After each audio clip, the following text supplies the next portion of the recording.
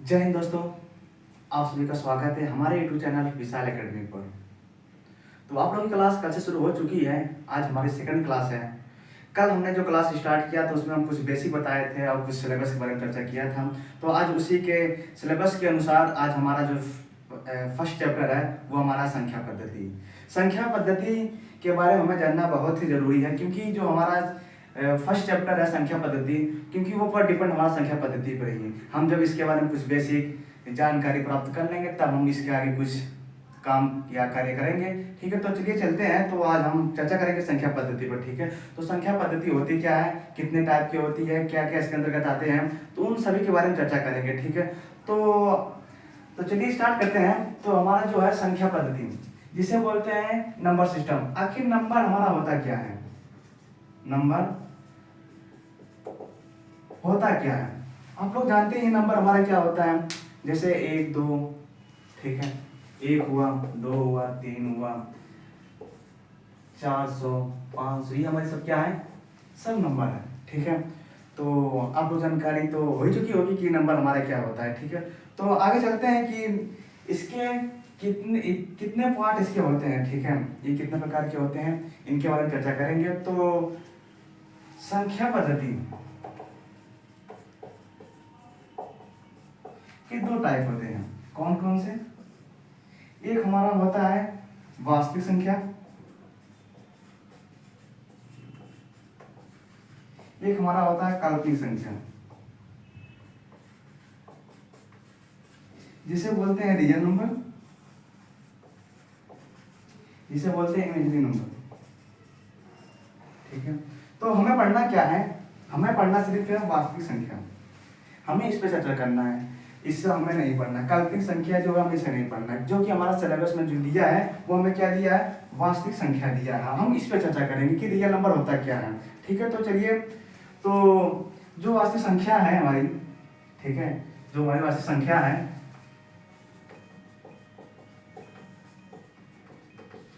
वास्तविक संख्या, इसके हमारे 2 पार्ट होते हैं। पहला हमारा क्या होता है, दूसरा हमारा क्या होता है। पहला हमारा होता है दशमलव, ठीक है, सेकंड हमारा क्या होता है, इसे इंग्लिश में डेसिमल कहते हैं, इसे हम इंटीजर कहते हैं। ठीक है, तो पहले हम स्टार्ट करते हैं पूर्णांक संख्या हमारी क्या होती है। हमें इसको जानना बहुत जरूरी है, क्योंकि जो हमारा पहला चैप्टर संख्या पद्धति वो टोटली हमारा डिपेंड किस पे है, पूर्णांक पर डिपेंड है। यदि हम पूर्णांक को अच्छी तरह से जान लेते हैं तो हमें लगता है आप लोग के लिए बहुत आसानी हो जाएगा ये चैप्टर। तो चलिए स्टार्ट करते हैं कि पूर्णांक हमारा होता क्या है। ठीक है, पूर्णांक, पूर्णांक जिसे बोलते हैं इंग्लिश में इंटीजर।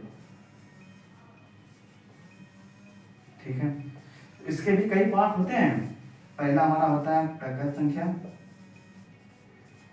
सेकंड हमारा होता है पूर्ण संख्या, थर्ड हमारा होता है सम संख्या, और फोर्थ जो हमारा होता है विषम संख्या। पूर्णांक स्टार्ट करने से पहले हमें जानना पड़ेगा प्रकृत संख्या हमारी क्या होती है, क्योंकि जो हमारी प्रकृत संख्या और पूर्ण संख्या, ये दोनों संख्या हमारी, ये जो है पूर्णांक, ये टोटली किस पे डिपेंड है, इन दोनों पर डिपेंड है।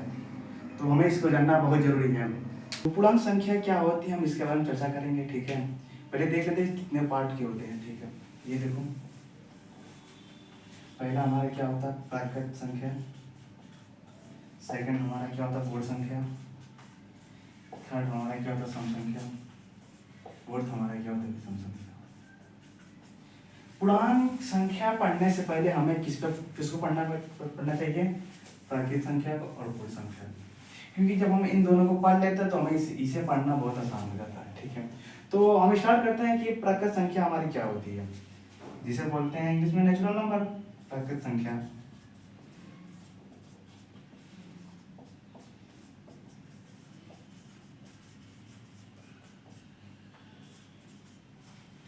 अब प्राकृत संख्या हमारी क्या होती है, वह सभी संख्या जिसे हम काउंट कर सकते हैं, जिसे हम गिन सकते हैं, वो सब संख्या क्या होती है, प्राकृत संख्या होती है। जैसे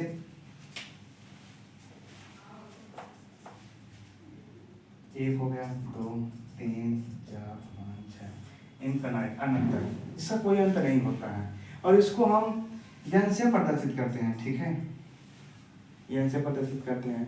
उसके बाद हमारा आता है सेकंड पूर्ण संख्या, जिसे बोलते हैं वाइड नंबर। ठीक है, पूर्ण संख्या हमारी क्या होती है?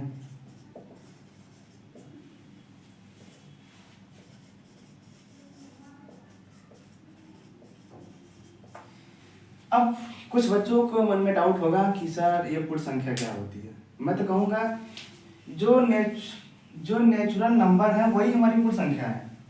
कुछ लोग तो सोच में पड़ गए होंगे कि सर कैसे आप कह रहे हैं, तो मैं सही कह रहा हूँ। बस इसमें थोड़ा सा डिफरेंट है, क्योंकि जो हमारी स्टार्टिंग होती है बस वहाँ पर सिर्फ 0 हो जाता है, बाकी हमारी सेम वही संख्या होती है, यही संख्या 1 2 3 4 5 इनफाइनाइट। तो मैं सही कह रहा था ना, जो हमारी प्राकृतिक संख्या होती है वही हमारी पूर्ण संख्या होती है। बस हमारी क्या, जो शुरू में जो हमारी स्टार्टिंग होती है वहाँ पर सिर्फ हमारा क्या होता है, 0 ऐड हो जाता है, बस वही, ये हमारी क्या होती है, पूर्ण संख्या। तो अब मैं बोला था ना, पहले इन दोनों को पढ़ लें, फिर इसके बाद पूर्णांक संख्या पढ़ते हैं। अब देखो पूर्णांक संख्या हमारी होती क्या है।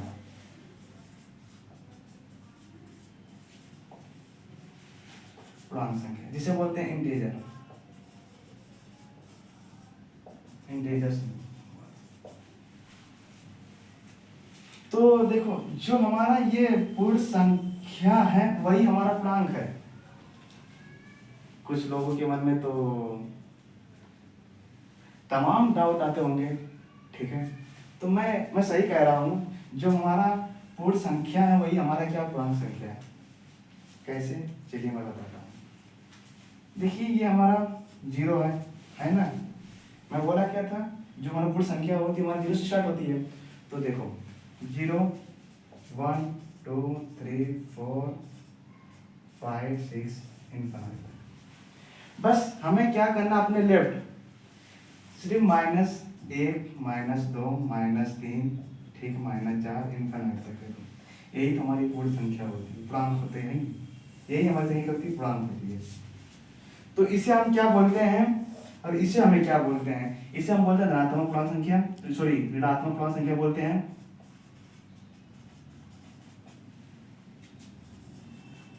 इसे क्या बोलते हैं, धनात्मक पूर्णांक संख्या।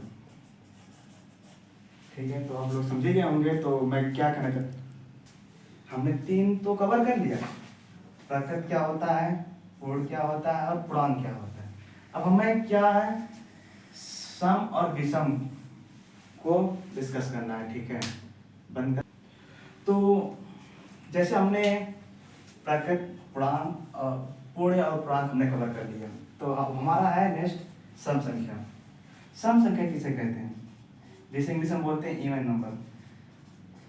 ठीक है, वह सभी संख्याएं जो 2 से डिवाइड हो जाते हैं उसे हम क्या बोलते हैं, सम संख्या बोलते हैं। जैसे 4 हो गया, 6 हो गया, 8 हो गया, 10 हो गया, 12 हो गया, 16 हो गया, 18 हो गया, 20। ये जो संख्या आप लोग के दिख रही है वो सब क्या है। तो अब हमारा जो नेक्स्ट है वो हमारा क्या है, सम। सम संख्या किसे कहते हैं, जिसे इंग्लिश में बोलते हैं इवन नंबर। वह सभी संख्याएं जो 2 से डिवाइड हो जाते हैं, कोई भी संख्या हो, वो भी कोई भी संख्या जो 2 से डिवाइड हो जाता है उसे हम क्या बोलते हैं, सम संख्या बोलते हैं। जैसे देखिए 2 हो गया, 4 हो गया, 6 हो गया, 8 हो गया, 10 हो गया, 12 हो गया, 14 हो गया, 16 हो गया, 83। ये जो आप लोग संख्या दिख रही है ये सब हमारी संख्या क्या है, सब के सब हमारी संख्या सम है। ठीक है, तो आप लोग समझ गए होंगे। तो अब हमारा नेक्स्ट जो है विषम संख्या। ठीक है, विषम संख्या हमारी क्या होती है, देखो जिसे बोलते हैं ऑड नंबर। ठीक है, वह सभी संख्याएं जो 2 से डिवाइड नहीं होते हैं, वह सभी संख्याएं जो 2 से डिवाइड नहीं होते वो हमारी क्या होती है, विषम संख्या, जिसे बोलते हैं इंग्लिश में ऑड नंबर।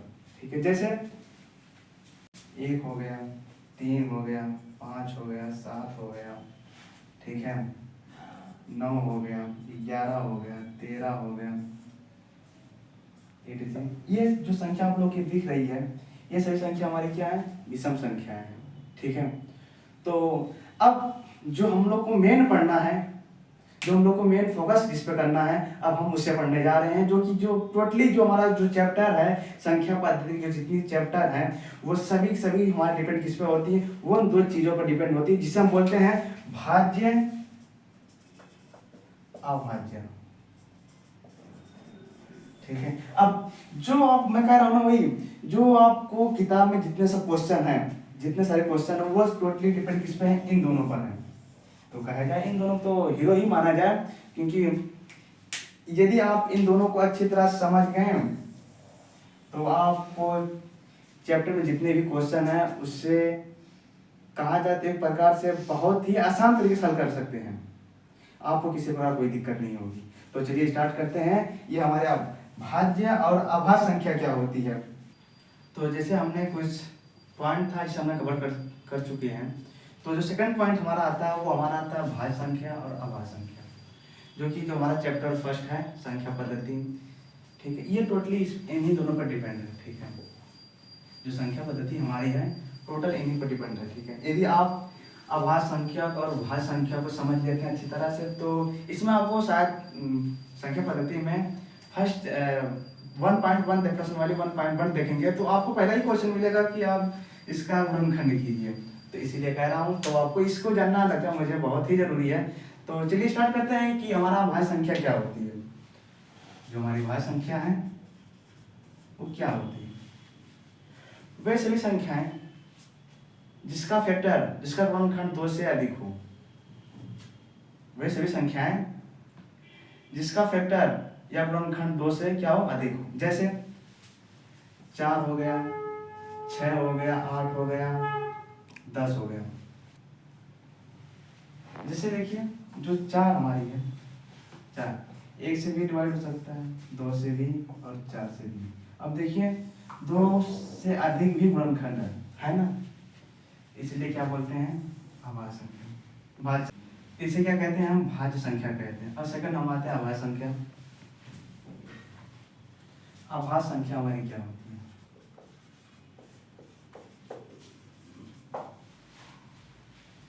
वे सभी संख्याएं जिसका फैक्टर या गुणनखंड सिर्फ 2 हो।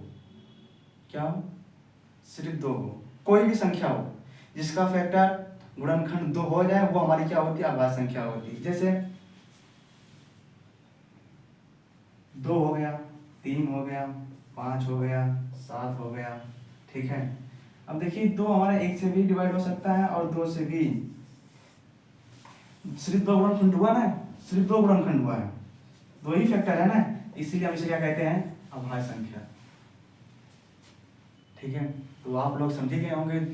ठीक है, तो अगला हम चलते हैं, जो हमारा नेक्स्ट पॉइंट है वो हमारा क्या है परमेय और अपरमेय। परमेय क्या होता है, अपरमेय क्या होता है, हम उस पर चर्चा करेंगे। ठीक है, जैसे हमने भाज्य और अभाज्य। अब जो हमारा नेक्स्ट पॉइंट है वो हमारा क्या है परमेय और हमारा क्या है अपरमेय। पहले हम क्या पढ़ेंगे परमेय। ठीक है, परमेय जानेंगे परमेय क्या है। ठीक है, तो स्टार्ट करते हैं कि परमेय हमारी क्या होती है, परमेय संख्या। ठीक है, अब परमेय संख्या हमारी क्या होती है मैं बताऊं, वे सभी संख्याएं जिसको हम p बाई क्यू के रूप में व्यक्त कर सकते हैं। कोई भी संख्या हो जिसे हम p बाई क्यू के रूप में व्यक्त करते हैं और जहां हमारा q का मान 0 नहीं होना चाहिए, q इक्वल टू नॉट 0, जहां हमारा q का मान 0 नहीं होना चाहिए। यदि हमारा q का मान 0 होता है तो वो हमारी संख्या परमेय नहीं रहेगी। ठीक है, जैसे देखिए जो हमारी परमेय संख्या वो क्या कहती है p बाई क्यू के रूप में होना चाहिए। कोई भी संख्या हो p बाई क्यू के रूप में रहेगा तभी हम उस संख्या को क्या मानेंगे परमेय संख्या मानेंगे, अन्यथा नहीं मानेंगे। ठीक है, तो जैसे देखिए 4 3, अब लोग कुछ लोग कहेंगे सर ये तो परमेय संख्या नहीं है, क्यों, क्योंकि ये p बाई क्यू के रूप में नहीं है। आप यही कहना चाहेंगे ना, तो मैं बताऊंगा कि देखो जो 4 है 4 की जगह क्या 1 लिख सकते हैं कि नहीं, ये बताओ, लिख सकते हैं ना। तो अब बाबू देखो 4/1, अब देखो ये हमारा जो 4 है p का मान हो गया और जो 1 हमारा q का मान हो गया, p बाई क्यू के रूप में हुआ, इसलिए हमारी संख्या क्या है परमेय है। और देखो जी 4/5 हो गया, 3/2 हो गया, √16 हो गया। कुछ लोग कहेंगे सर ये परमेय संख्या तो नहीं है, परमेय संख्या तो मैं बताना चाहूंगा ये किसका स्क्वायर है, 4 का ना। अब ये 4 हमारा क्या है, एक परमेय संख्या हुआ, इसलिए हमारा ये क्या है, परमेय संख्या हुई ना, हुई ना। तो आप लोग समझ गए होंगे कि परमेय संख्या हमारी क्या होती है। मैं आप लोग कुछ क्वेश्चन दूंगा, आप उससे हल करिएगा, ठीक है। जैसे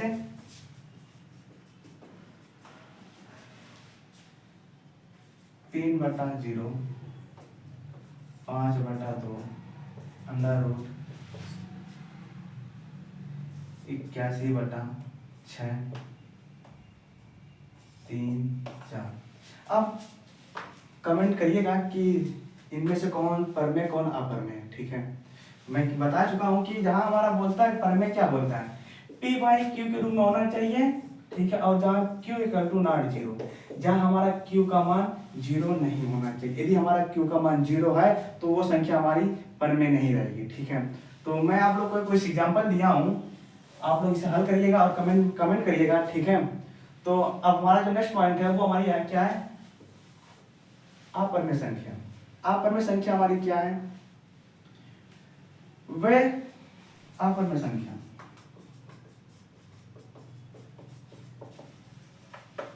अपरमेय संख्या हमारी क्या है, वे सभी संख्याएं जो p/q के रूप में ना हो, क्या, जो p/q के रूप में ना हो वो हमारी सब संख्या होती है, वो हमारी अपरमेय संख्या होती है। जैसे √2 हो गया, बल्कि इसमें हम चर्चा करेंगे जो कि हमारा जो फर्स्ट चैप्टर है वो हमारा प्रश्नावली 2.1.2 पर है। ये इसके बारे में चर्चा करेंगे, एक विस्तार से चर्चा करेंगे, ठीक है। लेकिन मैं बताया जो आ गया पर मैं थोड़ा बताना चाहूंगा मैं आपको, ठीक है। तो इससे ये हो गया √2 हो गया, √3 हो गया। ये पाई भी हमारी क्या है, परमेय संख्या। कुछ लोग तो कहेंगे सर ये पाई का मान तो 22/7 है, कुछ लोग कहेंगे पाई का मान जो 22/7 है। ये तो अब बताइए सर ये परमेय है तो फिर ये क्यों परमेय नहीं है, आप लोग में डाउट तो आता होगा। क्योंकि बाबू ये देखो, ये तो सही आप करेंगे तो परमेय संख्या है,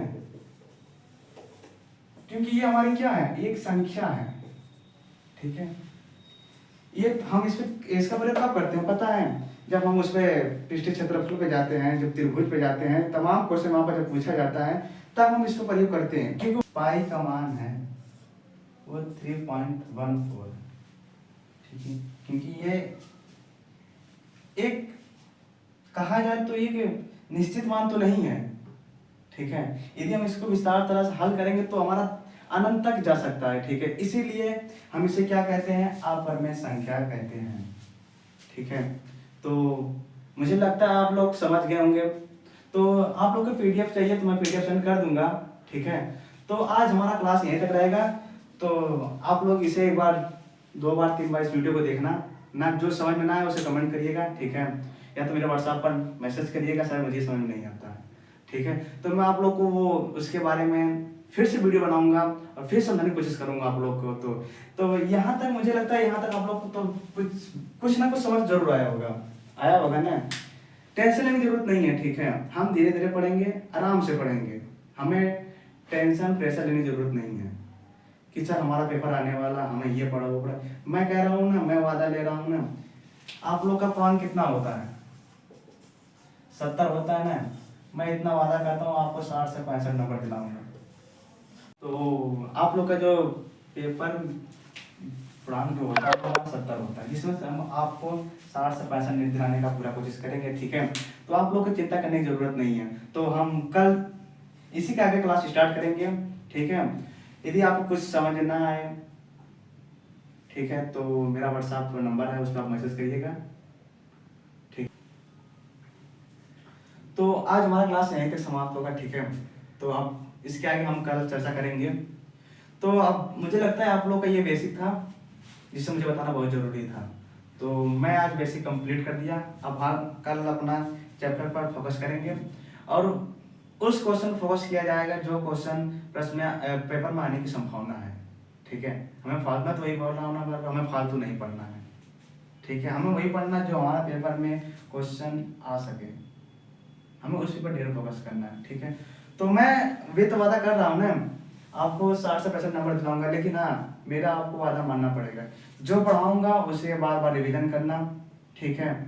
और मॉडल पेपर उठा के बार जरूर देखना कि क्वेश्चन किस टाइप से पूछा जा रहा है और कहाँ से पूछा जा रहा है, ठीक है। किस चैप्टर से अधिकतर क्वेश्चन पूछा जा रहा है, आपको इस पर फोकस करना है। और फालतू फोकस मत करो कि स्कूल गए हैं घास भूसा पढ़ ली, ये पढ़ ली, वो पढ़ लिया। आपको घास भूसा पढ़ने से बेटर है कि आप 2 ही क्वेश्चन पढ़ो और मन से पढ़ो, और जो ऐसा क्वेश्चन पढ़ो जो कि हम समझ लो, एक ही क्वेश्चन 2 ही क्वेश्चन लगाओ, ज़्यादा झंझट नहीं पढ़ने की जरूरत है, ठीक है। 2 ही क्वेश्चन लगाओ और मन से लगाओ कि दोबारा उस क्वेश्चन को देखना ना पड़े, ठीक है।